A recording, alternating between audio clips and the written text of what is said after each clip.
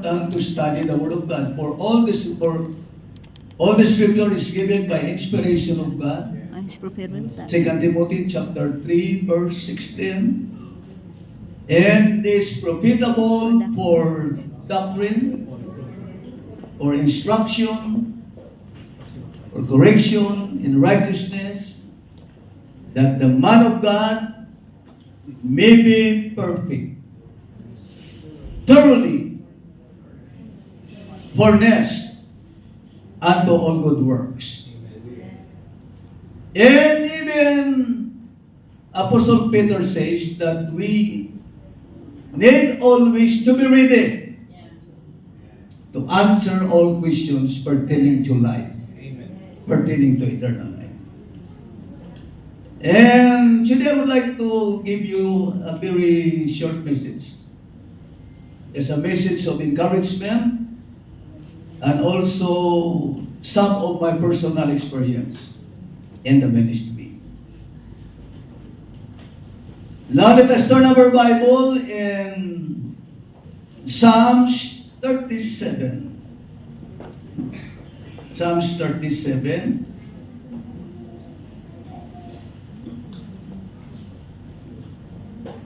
Verse 3 hanggang verse number 5 or 6. Book of Psalms chapter 37. Trust in the Lord and do good. So shalt thou dwell in the land, and verily thou shalt be fed. Delight thyself also in the Lord, and he shall give thee the desires of thine heart. Commit thy way unto the Lord. Trust also in him, and he shall bring it to pass. Before the preaching of the word, I give honor and I salute our district superintendent, Reverend Samuel Ma, to be with him, his wife. Thank the Lord for this privilege. I will bring this subject entitled, The Power of Commitment. Amen. The power of commitment. Shake the hands of your seatmate, graduates. Sabi mo, the power of commitment.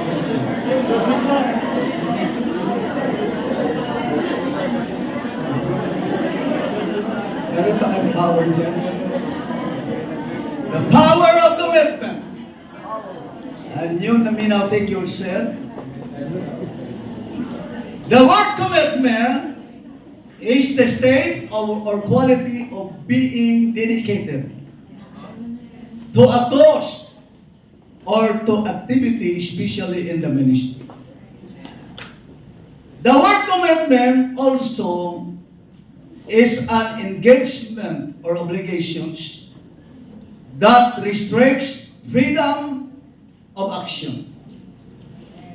Another definition is an agreement or pledge to do something in the future. It is an act of committing to a charge or to a trust. And there are many examples of commitment.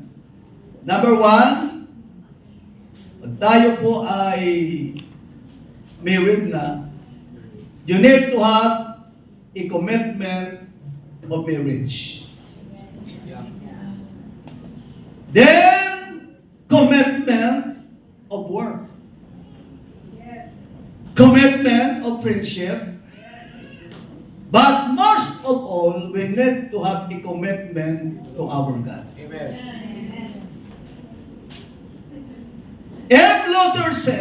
Martin Luther King said, a religion that gives nothing, costs nothing, and suffers nothing is worth nothing. Because there are areas that commitment is needed. We need to be committed to our talents. We need to be committed to our time and even to our treasure. So the word commitment is very important, especially in the ministry. Dahil pag walang commitment sa ministry, walang endurance. You cannot endure in the ministry. Because in the ministry, you need to have a sacrifice. Especially in the pioneering work.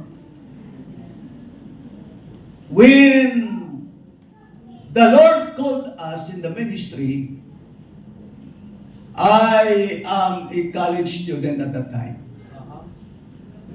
I take up engineering, civil engineering, small scholar. But the Lord called me in the ministry. And I stopped.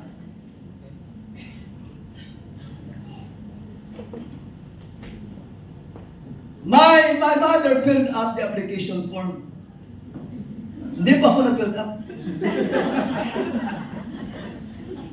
Because when I was baptized, in the name of the Lord Jesus Christ, right after the baptism, my mother packed up all my things. And he led me to the church. After my baptism, I already stayed in the church. Because my mother wants me to be trained in the ministry at a young age.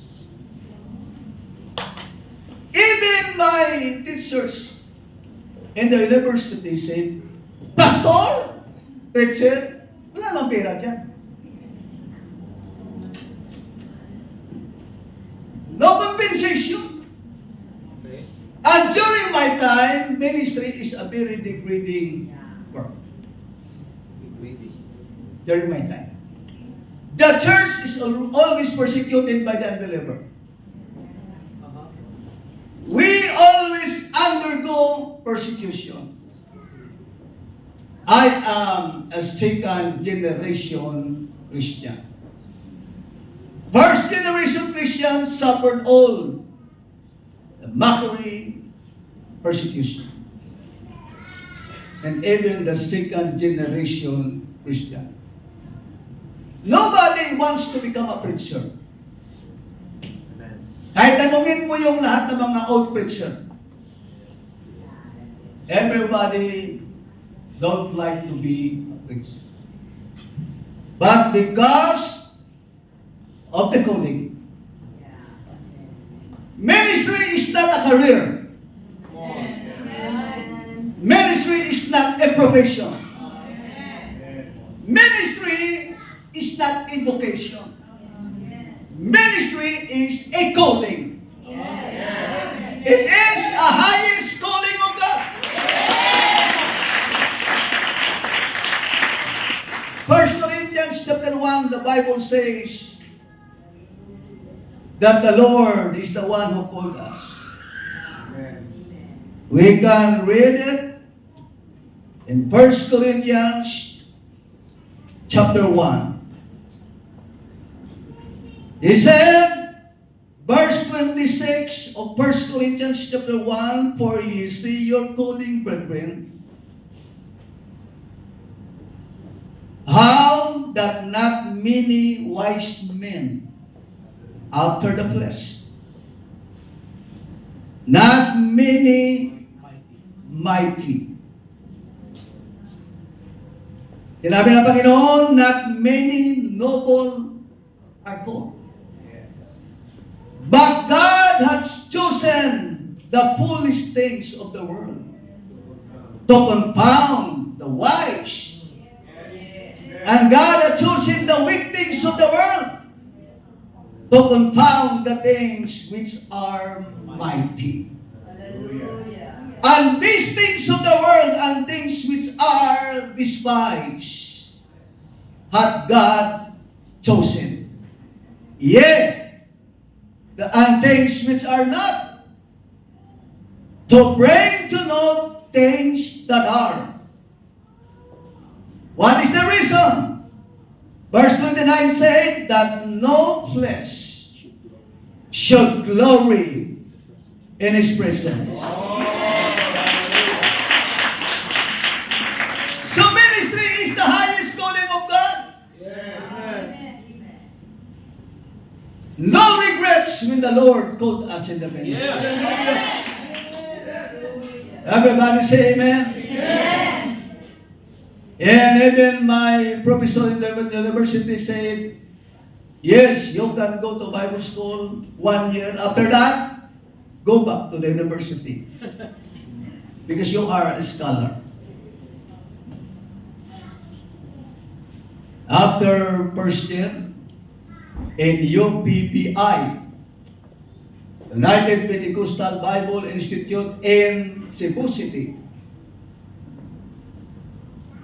then, I became a scholar also in Bible school. Then, Sergio Pistaño called me, proceed to second year. I proceed to the second year in Cebu City. After second year, go back to my home place. Then Manila called me, you are scholar in our third year Bible school, the first batch of Acts. Because during that time, 1984, it is called a UPBC, United Pentecostal Bible College. But the month of December, before 1984 month of December, we transferred to Balitin 5. And that was the name of UPBC changed into Acts. And we are the first batch. That was 1985. I was still young. Now look at me. 40 years had passed. Look what the Lord has done. I am still in the ministry. Preaching the Word of God without compromise. Everybody say amen. And we thank the Lord for the sacrifices. We thank the Lord for the patience, for endurance. Because everybody in the ministry must undergo a process. You will not become successful overnight, but there is a process in the ministry. And we thank the Lord because the success in the ministry is commitment. Isaiah 26 verse 3 and 4, thou wilt keep him in perfect peace, whose mind is stayed on thee, because he trusted in thee. Trust ye in the Lord forever, for in the Lord Jehovah is everlasting strength. What is a true commitment towards God? Luke chapter 9, verse 57 to 62, and it came to pass that as they went into the way, a certain man said unto him, Lord, I will follow thee whithersoever thou goest. Jesus said unto him, foxes have holes, and birds of the air have nests, but the Son of Man hath not where to lay his head. And he said unto another, follow me. But he said, Lord, suffer me first to go and bury my father. Jesus said unto him, let the dead bury their dead, but go thou and preach the kingdom of God. Another also said, Lord, I will follow thee, but let me first go bend him farewell, which are at home at my house. Jesus said unto him, Let no man, having put a hand to the plow, and looking back, is fit for the kingdom of God. Right. That is a true commitment towards God.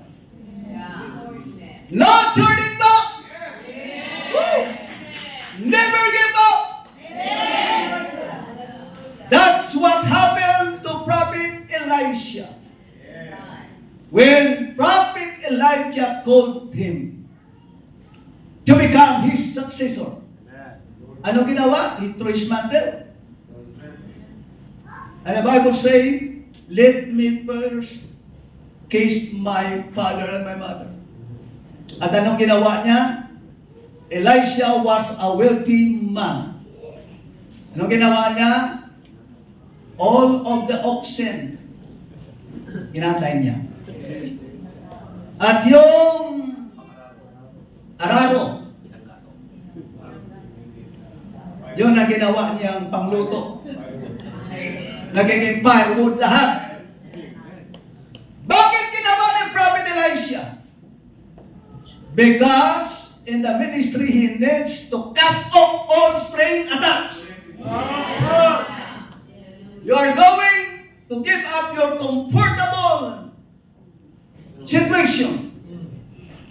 At kailangan mong sumunod sa Panginoon. Praise God. Everybody shall praise the Lord.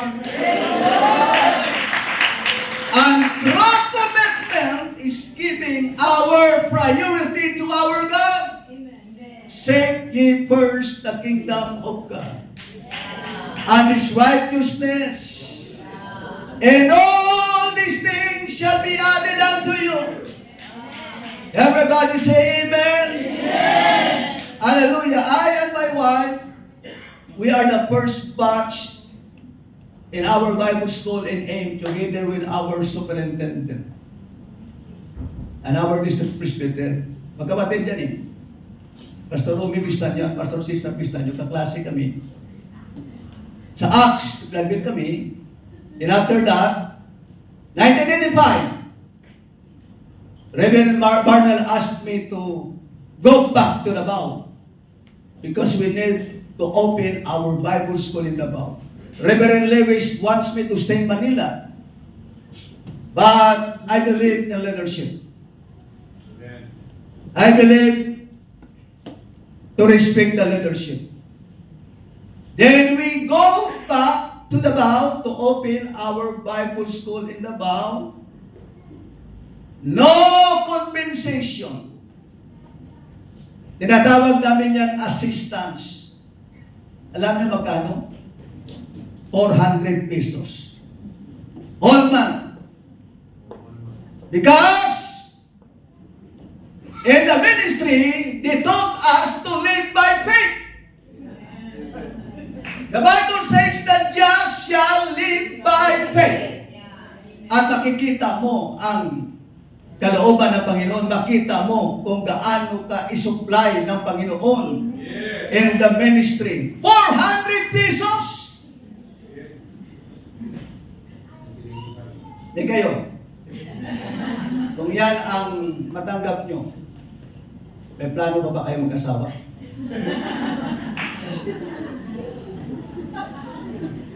$400 pesos. But the Lord sustain us. Amen. For 40 years now. Pero medyo malaki na rin ngayon. 40 years now. We still in the teaching ministry. Because true commitment is giving priority to our God. Matthew 6:24, then Jesus said unto his disciples, If any man will come after me, let him deny himself and take up his cross and follow me. Matthew chapter 4 verse 9-10, and he said unto them, Follow me, and I will make you fishers of men. So true commitment is keeping your focus on our God. Be committed to your call. Amen. Be committed to the church. Hallelujah. Be committed to the body of Christ. Yes. And also be committed to yourself. Believe that the Lord has called you. Everybody say amen. Amen. Hallelujah. And in the book of Matthew chapter 20, verse 20, and even the Son of Man came not to be ministered unto, but to minister Yeah. and to give himself and to give his life a ransom for many. In the ministry, you are not the owner of the church, Amen. but you are just steward. Amen. In the ministry, you must be the servant. Yes. We need to have a servanthood spirit. Amen. Because the word servants in the New Testament alone was mentioned 1,100 times. The word servant. Even as the Son of Man came not to be ministered unto, but to minister and to give his life for a ransom for many. Romans chapter 12, verse 6 to 8, having then gifts according to the grace that is given unto us. Whether prophecy, let us prophesy. Yeah. According to the proportion of our faith, or ministry, let us wait for our ministering, or he that teacheth on teaching. That is the fivefold ministry. Hindi naman lahat, pastor. Yeah. And he gives some apostles, prophets, evangelists, pastors and teachers. Ano ba ang purpose? For the perfection of the saints, for the work of the ministry, and for the edifying of the body of Christ. Romans 12:6 hanggang verse 8, or he that exhorteth on exhortation. He that giveth, let him do it with simplicity. And he that rolleth with diligence, and he that doeth mercy with cheerfulness. Mga kapatid, nasa ministry po tayo. Lalo na sa mga graduates, we are praying that you will become successful in the ministry. Amen. Everybody say amen. Amen. Once you engage yourself in the ministry, no turning back. Never give up. Patuloy po tayo. Amen. Malapit na po ang Panginoon tumalik. And we have the mountain. The Bible says, look at the fields, for they are white already to harvest. The field is plenteous, but the laborers are few. Pray therefore that the Lord of the harvest will send laborers into the harvest field. Sa ngayon po, mga kapatid, even in Davao City, in our Bible School, kadalasan po sa ngayon na nag-aaral mga anak ng pastor. At mga apo ng pastor. Dahil iba pang panahon, the Lord is already blessed the ministry.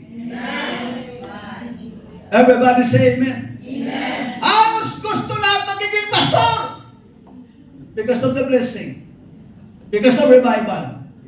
But they did not understand that revival, prosperity is only the product or the result of sacrifice. And somebody before us cultivated the field. At tayo po na sa last generation, Hindi na po tayo magtanim, mag-harvest na lang po tayo. Oh. Because somebody before us, they planted the seeds. And it's time for us to harvest. Everybody say amen. Kaya salamat po sa Panginoon na tinawag po tayo sa ministry. Walang pera sa ministry. Pero once na nagpatuloy po tayo, mas malaki pa ang makuha po natin sa ministry kaysa magiging manager po tayo sa isang company. Dahil ang Panginoon, once the Lord bless us, it is overflowing. Overwhelming. It is, sabi ng Panginoon, delight thyself in the Lord, and He shall give thee the desires of your heart. Praise the Lord. Ano man po ang mga desire nyo sa Panginoon, sa iyong mga buhay, the Lord will give it to you even in this very hour. Kayang-kaya yan ng Panginoon. Palakpakan po natin ang Panginoon. Hallelujah! Amen. Last verse, Philippians chapter 3, verse 10 to 14, that I may know Him and the power of His resurrection and the fellowship of His sufferings, being conformable unto His death, if by any means I might attain the resurrection of the dead, as not as though I have already attained. Either we were already perfect, but I follow after, that I may apprehend that for which also I am apprehended of Jesus Christ. Brethren, I count myself to have apprehended, but this one thing I do, forgetting those things which are behind. Kalimutan nyo saan kayo nanggaling. Come on. Kalimutan anong education nyo, yung background nyo. Reaching forth those things which are before, I press toward the mark for the prize of the high calling of God in Christ Jesus. I thank the Lord for the calling. Before I am, we went to Jinsan last 1997. 1997. Pumunta po kami ng Jinsan, the Pioneer Church. At that time, there are only 2 churches in our city. Yung isa, nag-independent pa. At yung isa, matanda ng pastor. We went there, 1997. And it is our desire that every year we need to plant a church. 1997 and now 2026, we have already 40 churches. In our city, with only 800,000 people. General Santos City has only 26 barangays. But we have 40 churches, and now we have 2 pioneering churches again. General Santos City. And the Lord blessed us. Because every year we have a training, sectional training program. All over Central Mindanao, every section must have, it is required to have a sectional training program. Besides, the Bible School in Davao, every sectional ministerial must have a sectional training program. And we produce pastors because of the training. It is the will of God, amen, to have a Bible school. It is the will of God. So that we can produce pastors, preachers, evangelists, And even prophets, do you have a prophet here? There is a ministry. Yes.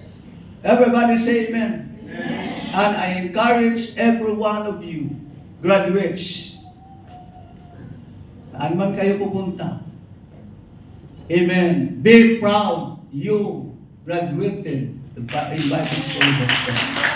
Palakpakan po natin ang Panginoon. Hallelujah. The power of commitment. Amen. Thank you, Jesus. Come on. Clap your hands to the Lord. Praise the Lord. Thank you, Sir Henry. And we encourage our graduating class of 2026, hallelujah, to harvest the souls here in Hong Kong. This year, each one of you will bring 10 souls. Praise God. Hallelujah. At this time, may I call Sister Claire Ducosin. Praise God for the pledge of loyalty, and may I ask the graduates to stand.